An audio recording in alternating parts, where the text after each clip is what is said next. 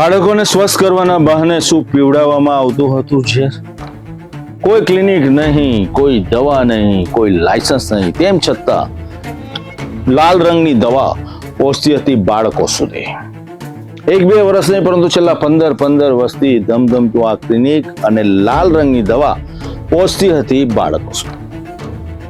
અત્યાર સુધી આ લાલ રંગની દવા નામનું ઝેર બાળકોને પહોંચાડવામાં આવતું હતું, પરંતુ કોઈ તેમને રોકનાર હતું જ નહીં અને બે રોકટોક આ વેપલો ચાલતો રહ્યો. માત્ર એક જ દરોડાએ સમગ્ર પોલ ખોલી નાખી.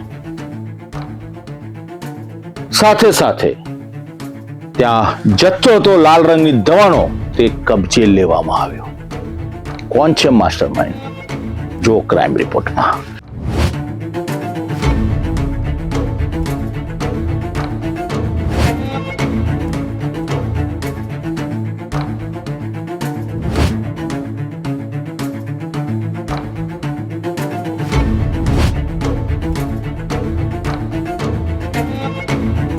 ખેડા જિલ્લાના કપડવંજમાં આવેલા ડોક્ટર સોની બાવીસીવાળાના દવાખાને ખોરાક અને ઔષધ નિયમન તંત્રે દરોડો પાડતા ચોંકાવનારો ખુલાસો થયો હતો.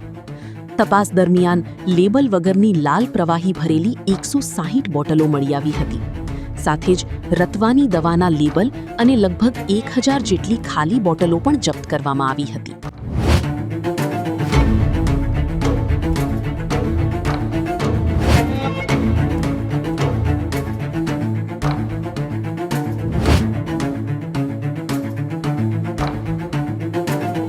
સવાલ માત્ર દવાનો નથી, સવાલ છે વિશ્વાસનો.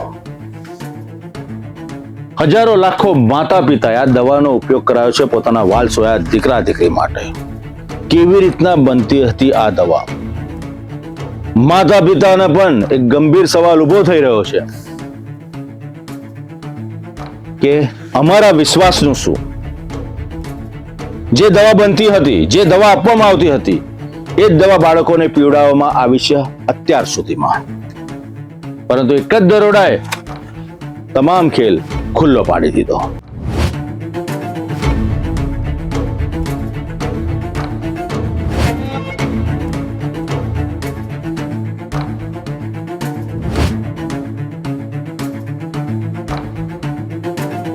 તપાસમાં વધુમાં વાઇટામિન બી કોમ્પ્લેક્સના 4.5 લીટરના 92 ભરેલા કન્ટેનર પણ મળી આવ્યા હતા. અધિકારીઓના જણાવ્યા મુજબ ડોક્ટર સોની જાતે જ દવા તૈયાર કરતો હતો, પરંતુ તે માટે કોઈ મેન્યુફેક્ચરિંગ લાયસન્સ કે પ્રોડક્ટ પરમિશન લેવામાં આવી નહોતી.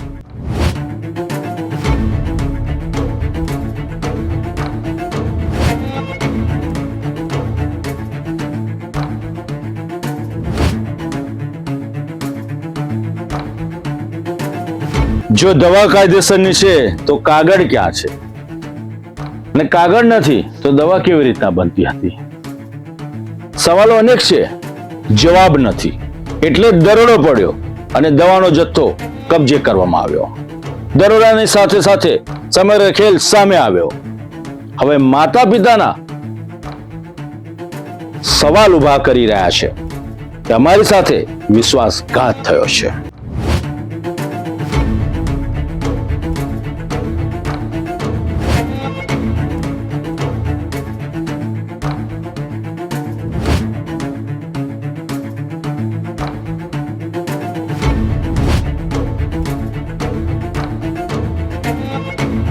તપાસ દરમિયાન દવાની બોટલો પર બેચ નંબર, મેન્યુફેક્ચરિંગ રેકોર્ડ, વેચાણ બિલ, કેશ મેમો અને સ્ટોક રજિસ્ટર જેવા કોઈ પણ જરૂરી દસ્તાવેજો મળ્યા નહોતા. ખોરાક અને ઔષધ નિયમન તંત્રે ₹60,000થી વધુનો મુદ્દામાલ જપ્ત કરી વધુ તપાસ શરૂ કરી છે.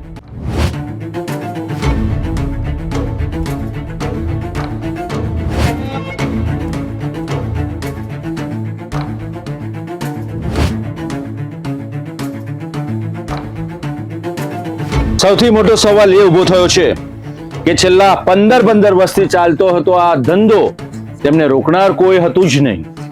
કેવી રીતના ચાલ્યો આ બે રોકટોક ધંધો? કોઈની નજર જ ના પડી કે પછી કોઈની હતી છત્રછાયા? સવાલો અનેક છે, પરંતુ જવાબ એક પણ નહીં.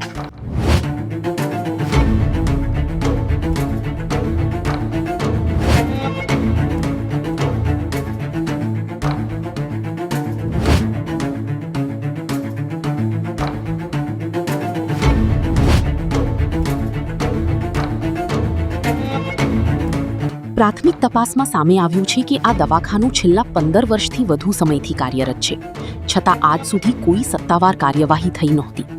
હવે સમગ્ર મામલે ખોરાક અને ઔષધ નિયમન તંત્ર વધુ તપાસ કરી રહ્યું છે અને જવાબદારો સામે કાયદેસરની કાર્યવાહી કરવાની પ્રક્રિયા હાથ ધરાઈ છે.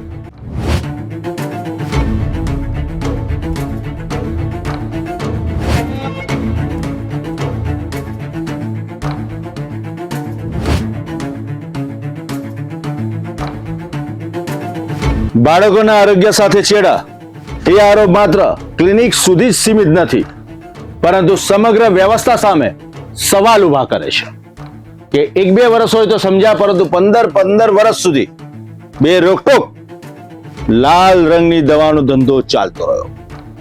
આવા તત્વોને પૂછનાર કોઈ હતું જ નહીં, તેમને રોકનાર કોઈ ન હતું કે પછી કોઈની છત્રછાયા હેઠળ, આશીર્વાદ હેઠળ આ ધંધો ફૂલ્યો ફાલ્યો અને ચાલતો રહ્યો. સમગ્ર નેટવર્કની તપાસ ખૂબ જરૂરી છે.